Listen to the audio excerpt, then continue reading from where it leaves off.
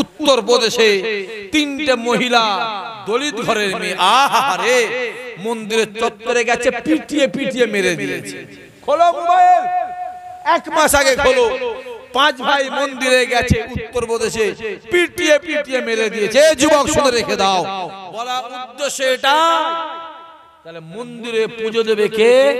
ব্রাহ্মণ দেবে, ব্রাহ্মণ দেবে, ব্রাহ্মণ দেবে। ওখানে শিডিউল কাস্ট, শিডিউল টাইপ, অন্যান্য কম কেউ উঠতেই পারবে না। ভারতবর্ষে ব্রাহ্মণ আছে 1%। জোরে বলো, জোরে বলো, জোরে বলো। 1%। হিন্দু ভাইয়েরা ক পার্সেন্ট? 69। 1% ব্যবহার দাও, 69। মুসলমান কত? 30। তাহলে 100% এর মধ্যে 1% ব্রাহ্মণ। এই 1% ব্রাহ্মণ 99% এর মাথায় কাঁটাল লেগে খাচ্ছে। কথাটা বোঝা যাচ্ছে না? বোঝা যায়। আমি মা বোনগুলোকে বলবো, আমার হিন্দু বলেন, মুসলমান বলে, আমার যত কম আছে, আমি পরিষ্কার বলছি, ঝড় যখন আসে দেখে দেখে দেখে দেখে গরিবের ঘরগুলো ভাঙে। হ্যাঁ কি না? বলছে হ্যাঁ। ওই তো বলছে হ্যাঁ, এই লোকটা মনে নজর মনে হাড়ির দিকে আছে। তাহলে ঝড় যখন আসে, ও গরিব বড় লোকের ঘর বোঝে। যখন আগুন লাগে,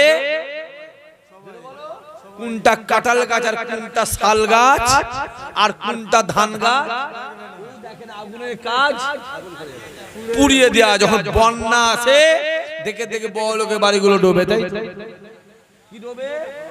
সবাইকে ডুবিয়ে দিয়ে যাও। যে বলা উদ্দেশ্যটাই, গ্রামে আব্দুল্লাহ গ্রাম, আশেপাশে গ্রাম, এই পিংলা থানা বলেন, ময়না থানা বলেন, এলাকার আমার মা বোন, ছেলে মেয়ে, বাচ্চা, কি মুসলমান কি হিন্দু, সবাইকেই আমি করো জোরে নিবেদন করে বলে যাচ্ছি, মিলেমিশে চলবেন। যদি কিছু হয় জানবেন, আপনাদের যদি 6টা যায় আমাদেরও 12টা যাবে, আবার আমাদের যদি 12টা যায় আপনাদেরও 6টা যাবে। নিটফল কি হবে? যেটা বলো, নিটফল 0। যারা লাগালো, কথা বলেন, তারা থাকবে এসে ঘরে 4 তলার মাথায়, আর আমি আপনি লাঠালাঠি করে।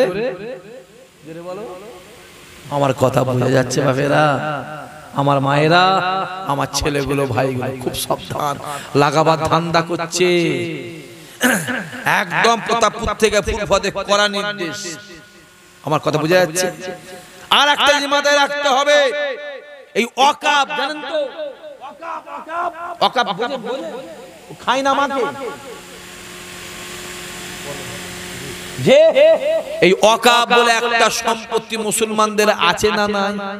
মসজিদ, মাদ্রাসা, ইশার সাহেবের কোটি কোটি বিঘে সম্পত্তি আছে না নাই?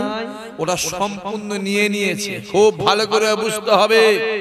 সামনে দিন আসছে, যুবক লিখে রেখে দে, কেঁদে কেঁদে আল্লাহ জানে বলছি, চোখের কোণ থেকে পানি বেরোবে, পানি বেরিয়ে বেরিয়ে পানি শেষ হয়ে রক্ত বেরোবে, মুছাবার লোক থাকবে। সামনে আসছে, সামনে দিন আসছে, জুম্মার নামাজ পড়তে যাবে, মসজিদের সামনে পুলিশ দাঁড়িয়ে থাকবে। কোথায় যাবে? জুম্মায় দাঁড়াও, ভোটার কার্ড। যে বাপ মা ইন্তেকাল করেছে, গোসল দিয়ে লাশ কবরস্থানে নিয়ে যাবে, পুলিশ এসে দাঁড়াও, কে দাফন দেবো, পঞ্চায়েত সার্টিফিকেট দাও। দিনটা সামনে আসছে। এনআরসি এনপিআরটা ছিল আমাদের বাঁচা মরার লড়াই। কিসের লড়াই? আর মরার লড়াই। আর এই ওয়াকাফটা হলো আমাদের ঈমানি লড়াই। কি লড়াই? ঈমানি লড়াই। সাথ দিবার দরকার আছে না নাই? জোরে বলো, আছে না নাই?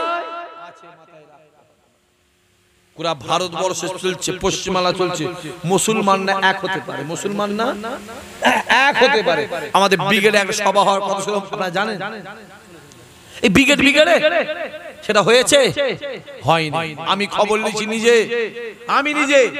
মিলিটারি বলছে লালবাজারের কাছে যাও। কার কাছে যাও? জোরে বলেন। লালবাজার যে নওয়াব জাহান সার্টিফিকেট দেয়, আমরা মিলিটারি পারমিশন দেব। মিলিটারি এটা কাদের? কেন্দ্র সরকার। জোরে বলেন কাদের? আর লালবাজার জোরে বলেন রাজ্য সরকার। খুব ভালো করে বুঝতে হবে বাবাজি, পায়খানার এদিকটাও যা, কথা বলো,